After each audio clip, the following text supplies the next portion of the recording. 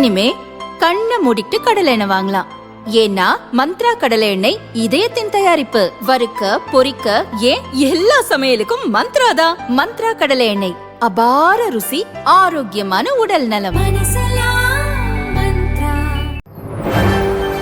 வணக்கம். செய்தி சுருக்கம். தேர்தல் பிரச்சார நெருக்கடி, கடைசி நேரத்தில் மறுத்த மோடி. வெளியான முக்கிய தகவல். பிரதமர் நரேந்திர மோடி சென்னையில் நாளை தமிழக பாரதிய ஜனதா மாவட்ட தலைவர்களுடன் கலந்துரையாட இருந்த நிகழ்ச்சி ரத்தாகியுள்ளது. பிரச்சாரத்தில் ஈடுபட்டுள்ள நிர்வாகிகளை சென்னைக்கு அழைத்து சிரமப்படுத்தக்கூடாது என பிரதமர் மோடி கூறிவிட்டதாக தெரிகிறது. புதுச்சேரியில் தேர்தல் பிரச்சாரம் செய்வதற்காக பிரதமர் மோடி இன்று மாலை 3:20 மணிக்கு சென்னை வருகிறார். விமான நிலையத்திலிருந்து ஹெலிகாப்டரில் புதுச்சேரி செல்கிறார். அங்கு பிரச்சாரத்தை முடித்து மாலை 6:40 மணிக்கு விமான நிலையம் வரும் மோடி கிண்டியில் உள்ள நட்சத்திர ஹோட்டலில் தங்குகிறார். இரவு சென்னையில் தங்கும் பிரதமர் மோடியை பாரதிய ஜனதா மூத்த நிர்வாகிகள் சந்தித்து பேச உள்ளனர். நாளை காலை 11 மணி முதல் பகல் 12 மணி வரை தமிழக பாரதிய ஜனதாவில் உள்ள 66 மாவட்ட தலைவர்களுடன் தேர்தல் பணிகள் தொடர்பாக பிரதமர் மோடி ஆலோசனை நடத்த இருந்தார். மாவட்ட தலைவர்களுக்கும் அழைப்பு விடுக்கப்பட்டது. இந்த சூழலில் தேர்தல் பிரச்சாரத்திற்கு 3 வாரங்கள் கூட இல்லை. தேர்தல் பணியில் இருக்கும் நிர்வாகிகள் ஒரு நிமிடத்தை கூட வீணாக்க கூடாது. கூட்டத்தில் பங்கேற்க அனைவரும் சென்னைக்கு வரும் நேரத்தில் புதிய வாக்காளர்களை சந்தித்து ஓட்டு சேகரிப்பில் ஈடுபடலாம். மாவட்ட தலைவர்களுடன் வீடியோ கான்பரன்ஸ் வாயிலாக பேசுகிறேன். தேர்தல் பணியில் ஈடுபட்டுள்ளவர்கள் நேரத்தை வீணடிக்க கூடாது என பிரதமர் மோடி கூறிவிட்டதாக தெரிகிறது. இதனால் மாவட்ட தலைவர்களுடனான மோடியின் சந்திப்பு ரத்து செய்யப்பட்டுள்ளது. அதே சமயம் அவர் மூத்த நிர்வாகிகளுடன் ஆலோசனை நடத்தி தேர்தல் பணிகள் குறித்து அறிவுரை வழங்க உள்ளார். தேசிய ஜனநாயக கூட்டணிக்கு பிராமண சமாஜம் ஆதரவு.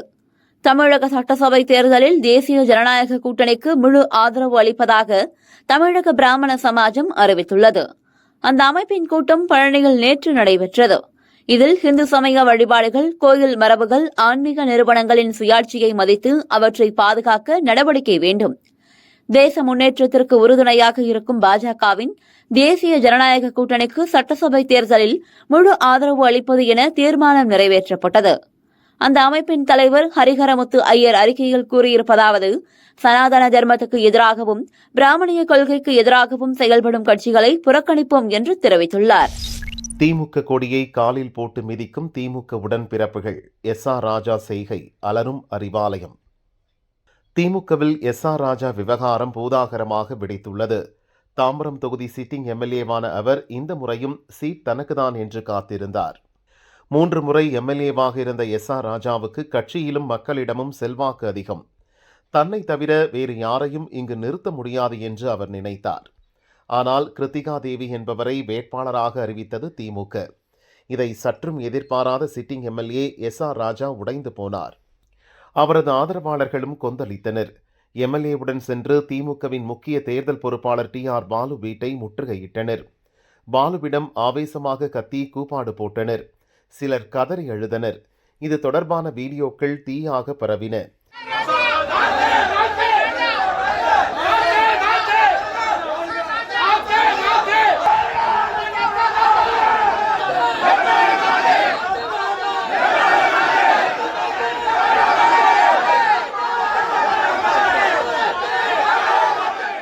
இதோடும் நிற்கவில்லை.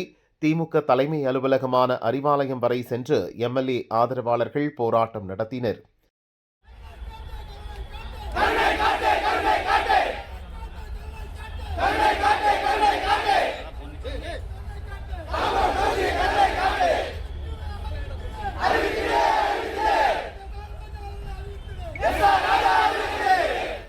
இப்போது வேட்பாளராக அறிவிக்கப்பட்டிருக்கும் கிருத்திகா தேவி யார் என்றே மக்களுக்கு தெரியாது. அவருக்கு கொஞ்சம் கூட தொகுதியில் செல்வாக்கு இல்லை என்று கொந்தளித்தனர். ஆனால் எந்த பலனும் கிடைக்கவில்லை. இதனால் தேர்தலை புறக்கணிக்க எஸ்.ஆர். ராஜா ஆதரவாளர்கள் திட்டமிட்டுள்ளனர். இப்போதே உள்ளடி வேலைகளையும் துவங்கிவிட்டனர். இந்த நிலையில்தான் நேற்று கிருத்திகா தேவியை ஆதரித்து தேமுதிக தலைவர் பிரேமலதா பிரச்சாரம் செய்தார். கூட்டணி கட்சிகளின் கொடிகள் உயர பறந்தன. ஒரு இடத்தில் கூட திமுக கொடி பறக்கவில்லை.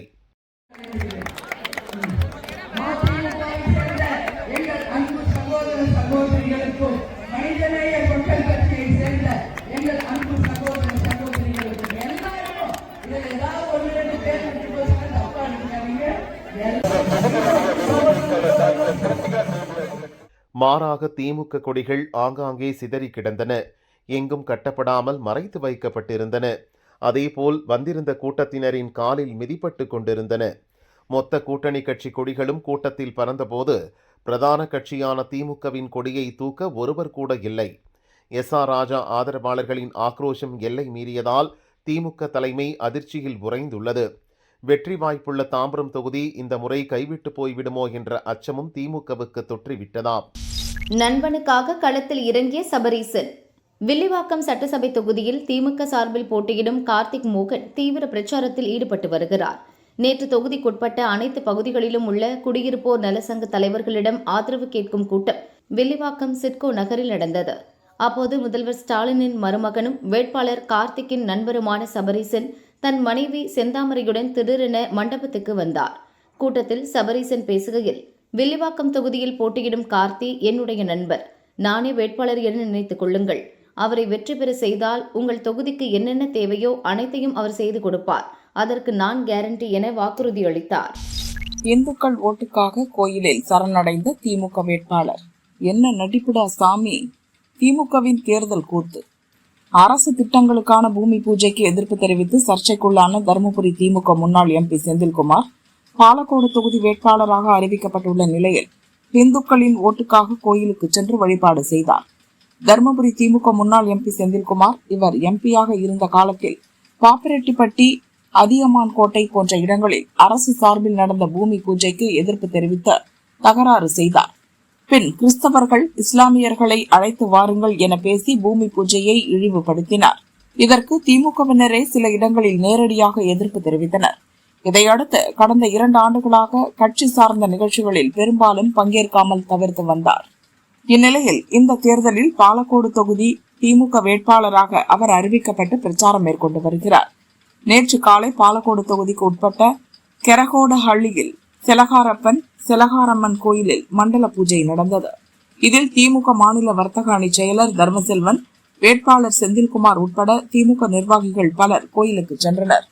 கோயிலில் செந்தில்குமார் பயபக்தியுடன் சுவாமியை வழிபாடு செய்து நெற்றியில் பொட்டு வைத்துக் கொண்டார். தற்போது சட்டசபை தேர்தலில் போட்டியிடுவதால் இந்துக்களின் ஓட்டுகளை பெற வேறு வழியின்றி கோயிலில் சரணடைந்து சுவாமி தரிசனம் செய்து வருகிறார். எல்லாம் நடிப்புடா சாமி என்று இதை பார்த்த திமுகவினரே எரிச்சலை வெளிப்படுத்தி வருகின்றனர். நேரில் வந்தால்தானே கூட்ட நெரிசல் ஏற்படுது. நெரிசலை கட்டுப்படுத்த விஜய் போட்ட பிளான். 234 தொகுதிகளுக்கும் தாவேகா வேட்பாளர்கள் அறிவிக்கப்பட்டுள்ளனர். அக்கட்சித் தலைவர் விஜய் சென்னை பெரம்பூர் மற்றும் திருச்சி கிழக்கு தொகுதிகளில் போட்டியிடுகிறார். பெரம்பூர் தொகுதியில் மனு தாக்கல் செய்துவிட்டு கொளத்தூர் தொகுதியில் பிரச்சாரத்திற்கு சென்றபோது கடும் நெரிசல் ஏற்பட்டது. இதனால் விஜய்க்கும் அங்கிருந்த கட்சி தொண்டர்கள் மற்றும் பொதுமக்களுக்கும் பாதுகாப்பில்லாத சூழல் ஏற்பட்டது. இதையடுத்து தன் பிரச்சாரத்தை விஜய் ரத்து செய்தார். திருச்சி கிழக்கில் போட்டியிட மனு தாக்கல் செய்தார். அங்கும் தொண்டர்கள் அதிக அளவில் திரண்டனர். கால் வைப்பதற்கு கூட இடமில்லாத அளவிற்கு நெரிசல் ஏற்பட்டது. இருந்தபோதும் மாநிலம் முழுவதும் பிரச்சாரம் செய்ய விஜய் திட்டமிட்டிருந்தார். ஆனால் கூட்ட நெரிசலால் அசம்பாவிதம் ஏற்படுவதை விஜய் விரும்பவில்லை. இதனால் ஆன்லைன் பிரச்சாரத்திற்கு மாற விஜய் வியூகம் வகுத்துள்ளார். இது பற்றி தாவேகா வட்டாரங்கள் கூறும்போது, விஜய் பங்கேற்கும் நிகழ்ச்சிகளை வீட்டிலிருந்து பார்க்க வேண்டும் என குழந்தைகள், பெண்கள், முதியோர் உள்ளிட்டோருக்கு கட்சி தலைமை பலமுறை அறிவுறுத்தியுள்ளது. அதை பொருட்படுத்தாமல் விஜய் நிகழ்ச்சிகளுக்கு மக்கள் கூடுகின்றனர். இதனால் உயிரிழப்பு, அசம்பாவிதங்கள் ஏற்படுகின்றன. இவற்றை தவிர்க்க விஜய் நினைக்கிறார். அதனால் ஆன்லைன் வாயிலாக பிரச்சாரத்தை முன்னெடுக்க விஜய் திட்டமிட்டுள்ளார். தினமும் 20 நிமிடங்கள் வரை ஆன்லைனில் பேச அவர் விரும்புகிறார். இப்படி செய்வதால் ஓரிடத்தில் கூட்டம் கூடுவது தவிர்க்கப்படும். ஆன்லைனில் விஜய் பேசுவதை தாவேகா பிரச்சார கூட்டங்களில் ஒளிபரப்பவும் ஏற்பாடுகள் நடந்து வருகின்றன என அந்த வட்டாரங்கள் தெரிவித்தன.